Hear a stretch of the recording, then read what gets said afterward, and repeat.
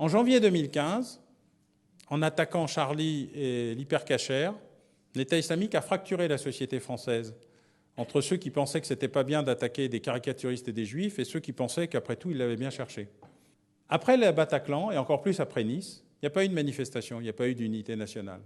Mais par contre, la France s'est reconstituée autour de l'idée que n'importe qui pouvait être victime du terrorisme, qu'il n'y avait donc aucune excuse particulière. Et à partir du moment où la question est devenue que n'importe qui pouvait être victime d'un attentat, quelle que soit son origine, sa couleur de peau, son intérêt, son histoire nationale, sa nationalité, alors la France qu'on ne voit pas, elle s'est réunifiée, et c'est elle qui aujourd'hui permet à l'antiterrorisme de fonctionner. Car jamais il n'y a eu autant d'appels, de signalements de mères, de frères, de femmes, de fils, de cousins, d'amis, pour dire « mon ami, mon fils, il est en train de se radicaliser, même si ce terme ne veut rien dire. Il faut faire attention, faites quelque chose.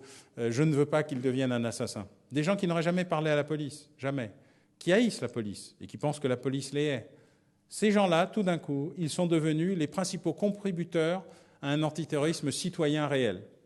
Et c'est ça qu'il faut considérer, c'est que cet événement, c'est le plus grand échec de l'État islamique, une erreur majeure. Ils ont cru que la société française allait se casser parce que les petits blancs allaient se venger sur les Beurs et les autres. Et c'est très exactement l'inverse qui s'est passé, en tout cas jusqu'à présent. Et c'est un très bon signe.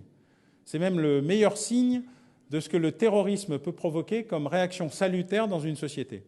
C'est paradoxal, je le sais, c'est même antinomique avec le discours médiatique ambiant, mais la réalité, justement, c'est qu'il y a dans ce pays, depuis novembre 2015 et depuis Nice, une sorte de réaction citoyenne réelle qui a construit les succès de l'antiterrorisme, bien plus que l'antiterrorisme lui-même, et c'est ça qu'il faut saluer.